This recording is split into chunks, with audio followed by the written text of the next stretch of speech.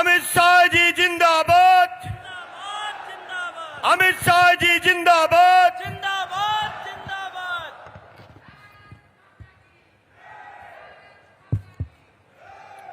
मेरे साथ बोलिए, भारत माता की। क्यों भाई, कौल महाकुंभ में ऐसी आवाज होगी? मोदी जी आज मेघालय में है, वहां तक आवाज जानी चाहिए।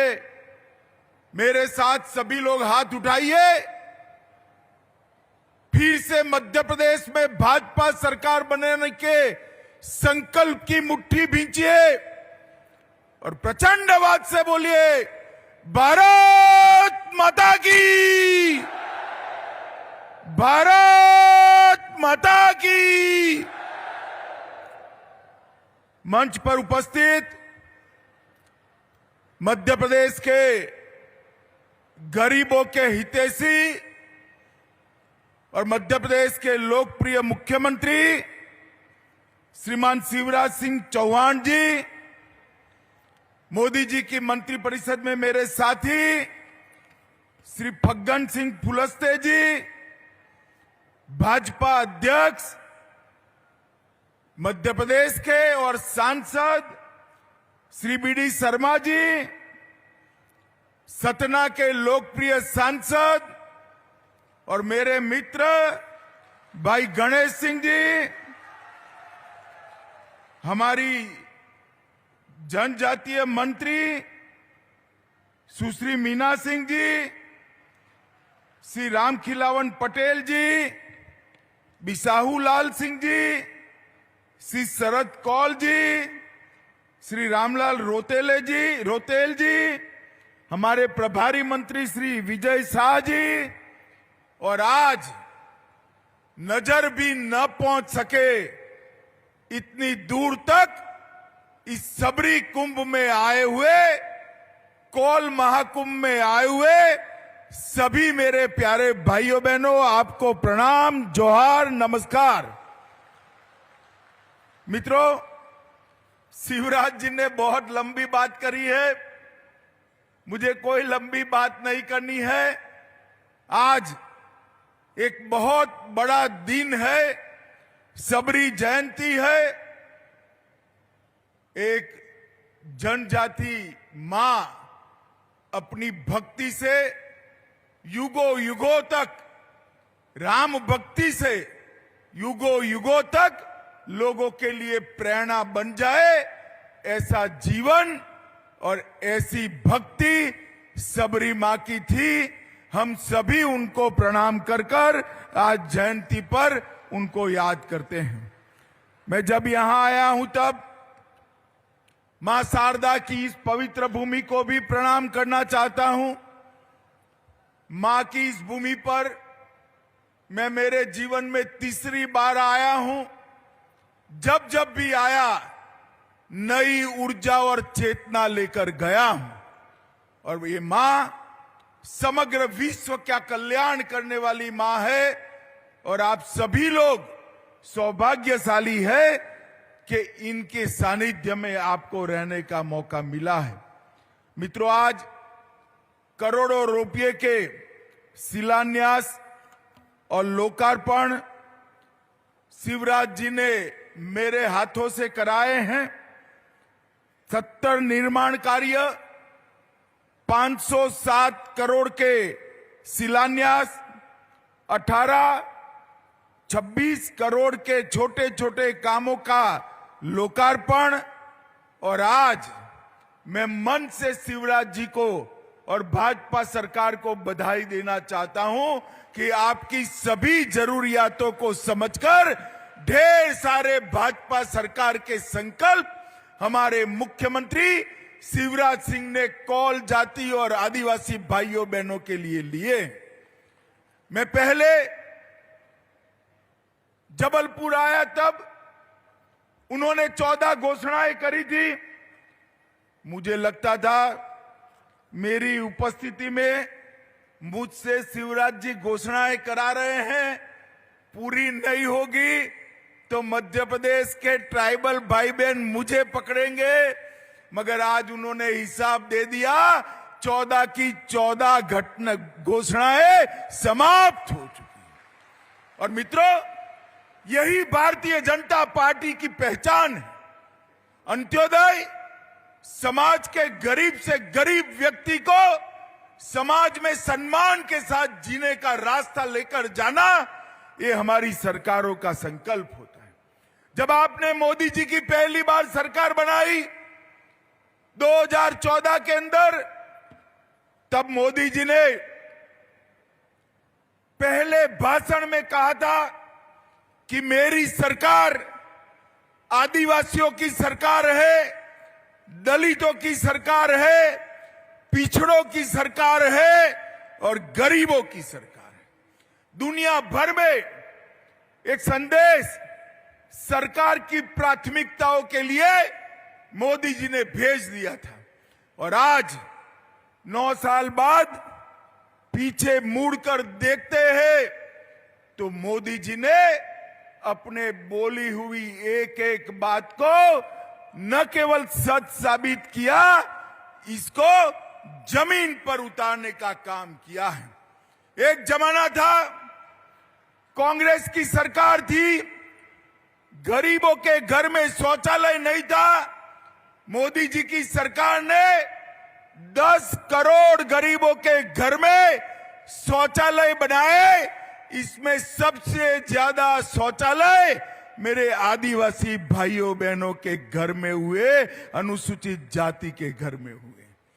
3 करोड़ लोगों को घर दिया, घर में बिजली पहुंचाई, घर में गैस का सिलेंडर पहुंचाया, 5 लाख तक का पूरा स्वास्थ्य का खर्चा फ्री ऑफ कॉस्ट कर दिया। और अब मुझे बताओ भाई, सभी लोग, कोरोना का दोनों टीका लग चुका है या नहीं लग चुका है? जिनको लगाए हाथ ऊपर करो तो जरा। दोनों टीका लगाए ना? एक पैसा देना पड़ा है। मोदी जी ने कॉफी भी पिलाई, कोरोना का टीका भी दिया और पूरे भारत को कोरोना से सुरक्षित करने का काम नरेंद्र मोदी जी ने किया है। मित्रों, इसके साथ साथ हर गरीब के घर में प्रति व्यक्ति प्रति माह 5 किलो अनाज मुफ्त में भेजने का फैसला नरेंद्र मोदी जी ने किया। और देश के 80 करोड़ गरीबों को 2.5 साल हो गया, 2.5 साल से मुफ्त में 5 किलो अनाज भेजा जा रहा है। मित्रों, ये भारतीय जनता पार्टी की सरकार है।